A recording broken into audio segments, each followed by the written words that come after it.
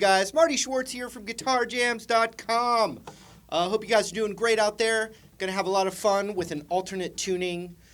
Sounds a lot fancier and more difficult than it is if you can get into this tuning. I'm gonna show you how to do it. Also, I'm gonna pick 3 comments from this video to win a year at GuitarJams.com website with all my lessons teaching you how to really play guitar.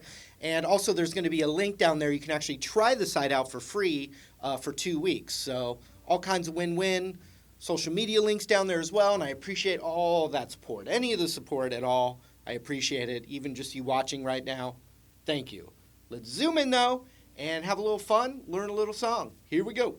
Weird tuning alert, weird tuning alert. Okay, a big part of this riff and song and all that is the tuning, the alternate tuning.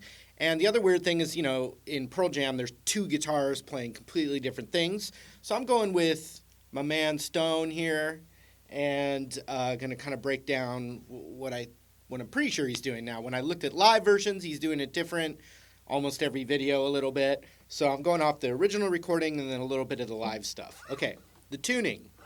We got to tune this first string up to a G note. So that means it's going to be tuned all the way up and match up with our normal G string, which stays G. Okay? Weird alert. Next string tuned down to that same G note. So these are both tuned to the same pitch. See that? Weird alert, weird alert. D stays the same. G stays the same. B stays the same. But then the high E has to go down to a D note. So that should be a D, which should match up with our normal D string.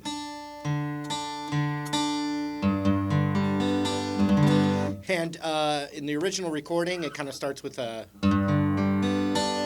And I think what that was him just, okay, let me make sure this is still in tune before we really record it. Okay, it's in tune, let's go for it, all right? So now that you're in that tuning, it's funny, like you could play most of the song going G, C, G, C, you know, but obviously that's not what's going on here. There's some weird stuff. Weird alert, like I said, great stuff, tasty stuff. We're going to now work on our right-handed strumming motion.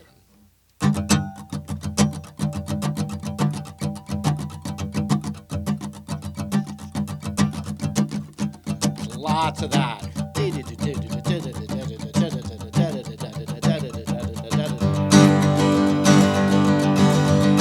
The cool thing about this tuning as well is the open chord is part of the song. And that's a G chord. So you got...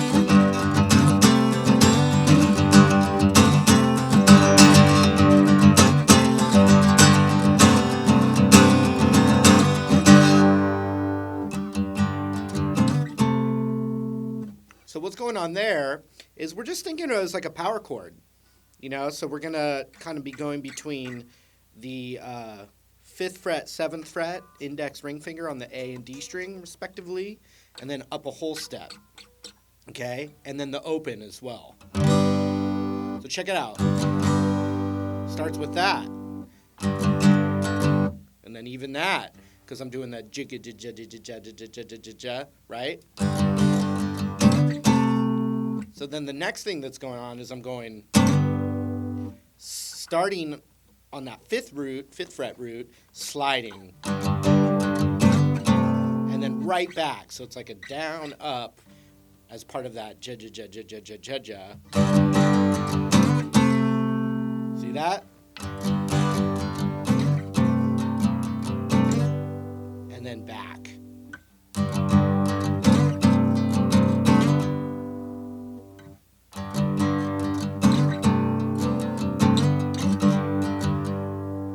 open again. Here we go.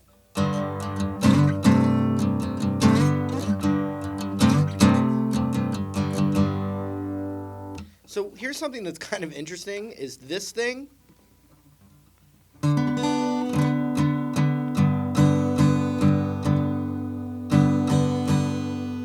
And this thing.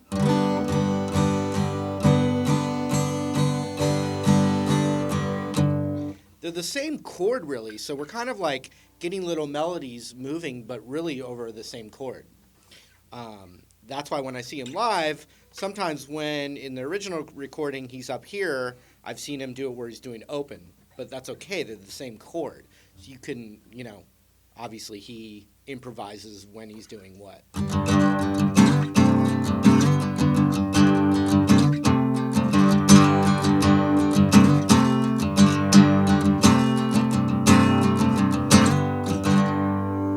So when I'm going jigga ja ja ja ja ja ja ja, it goes da.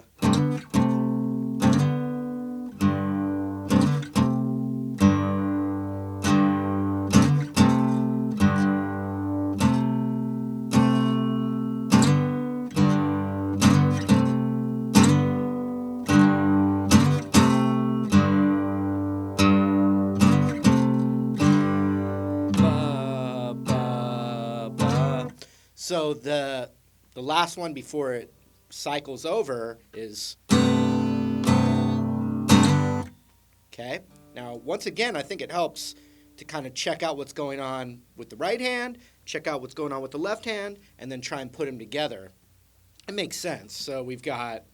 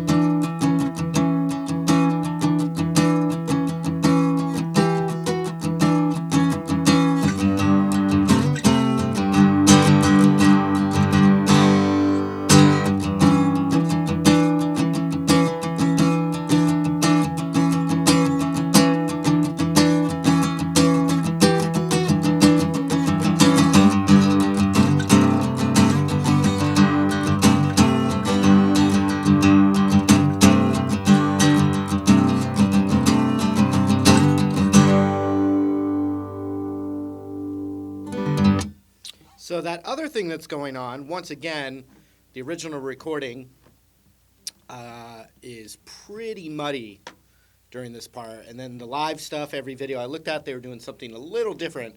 But it's still...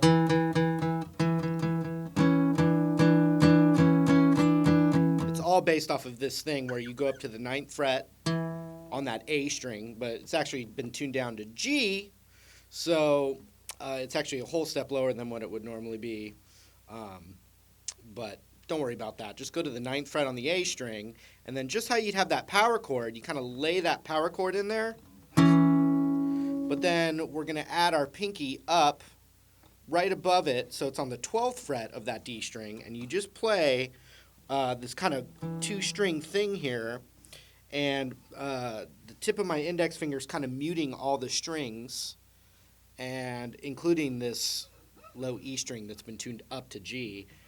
The tip of it is muting that, so it's really just a power chord thing.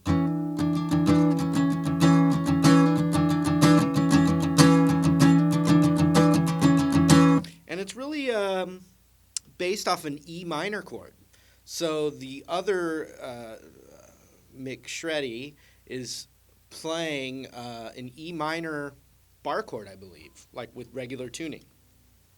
So really just that other change is the world of E minor, basically. So we've got our pinky right here on 12, and we just take that pinky off, put it back on.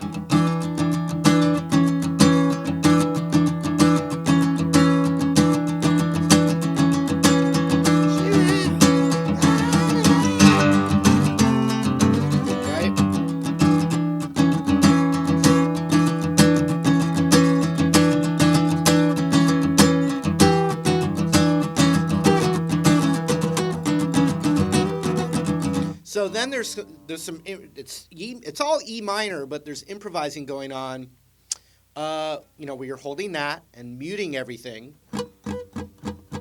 And then whatever your pinky or ring finger hits, you hear that note as well.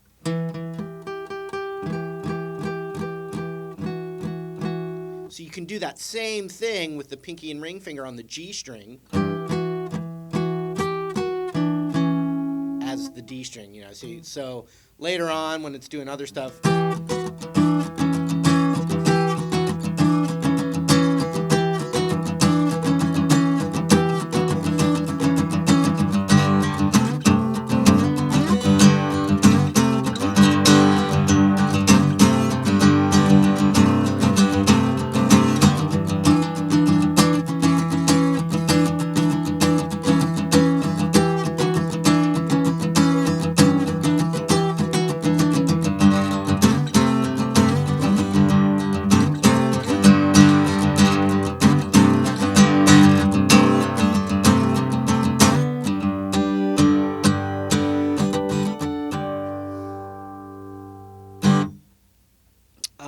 Also,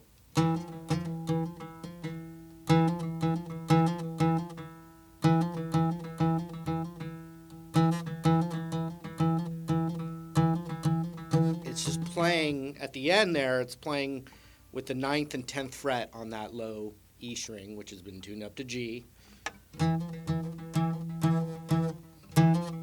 It's just playing off of that little idea right there.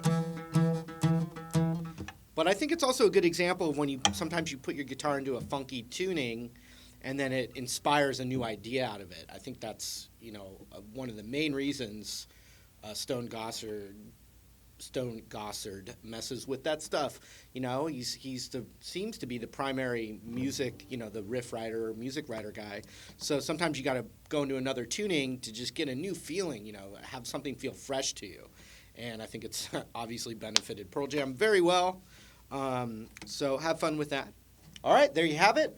Remember, 3 comments to win a year at Guitar Jams. Links below.